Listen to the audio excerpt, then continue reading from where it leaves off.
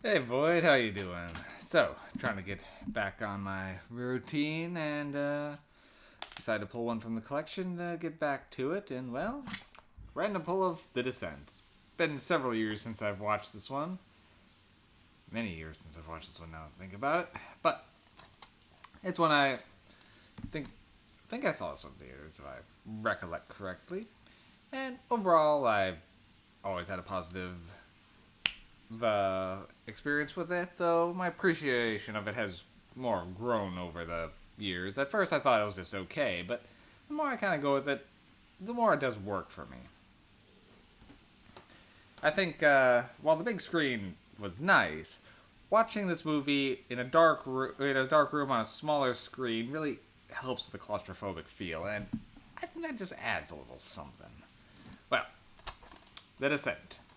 2005 British movie of a group of six women who are into the extreme sports. Well, right in our opening scene, tragedy strikes, takes Sarah, and leaves her, well, in a very bad place, as there's a couple deaths very close to her. 1 year later, the group is meeting up for the next thing, and they're trying to help her adjust, move on, and just try to get back into a routine. And they're going to be moving, spelunking, little caving. And they're going on to a well-known, more touristy, easier cave to get started. Or so they think. Well, so most of them think. Juno, the most extreme of them, and who possibly was had a bit of a thing for Sarah's husband, has decided to take them a little off the map. In fact, they're going down a cave system that has been yet unexplored. So no one knows where they are. And when there's a small cave in and they become trapped underground, no one's going to find them, so they have to do their best to find their way out.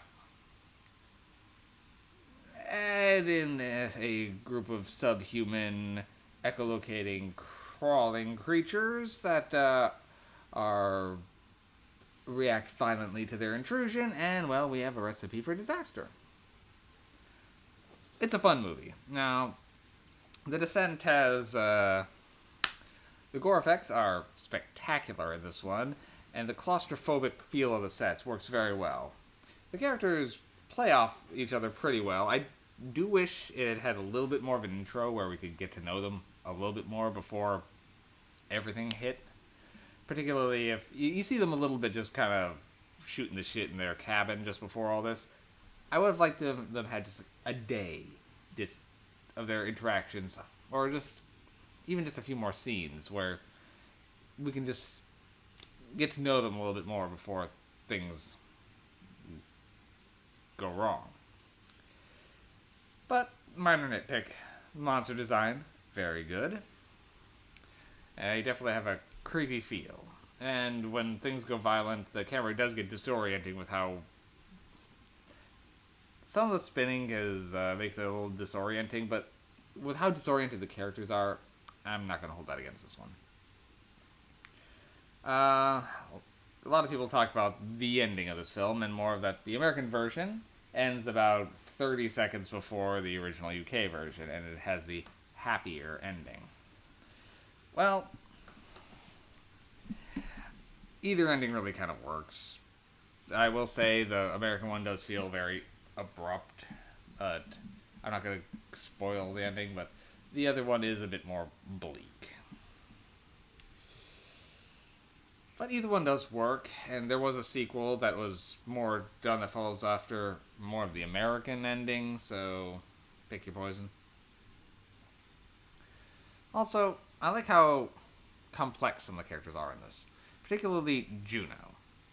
Now, Juno isn't, and Juno and Sarah's kind of back and forth relationship.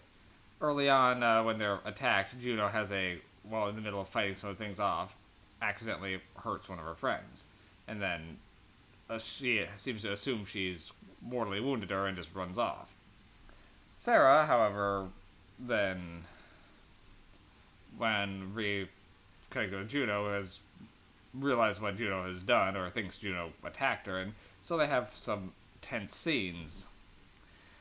It's they had some complexity of like it was an accident that Juno hurt her, but now she's also being treated like it was an intentional murder, and things get a little tense between those two characters, and it adds an extra layer of drama to the film.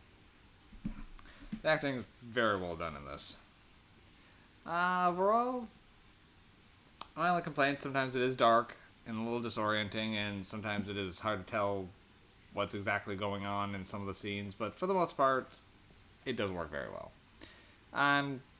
I'll give The Descent a good 7 MacGuffins. It's an effective little piece.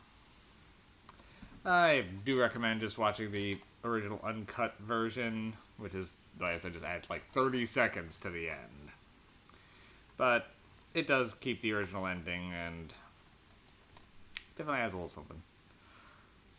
Yep.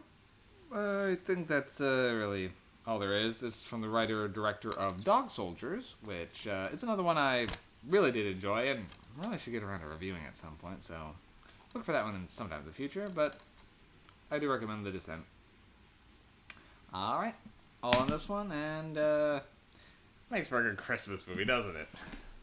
Well, I'm going to be on my Shudder trek for the next review over the Christmas season, so it's probably not going to be anything Christmas related. I will. See you soon.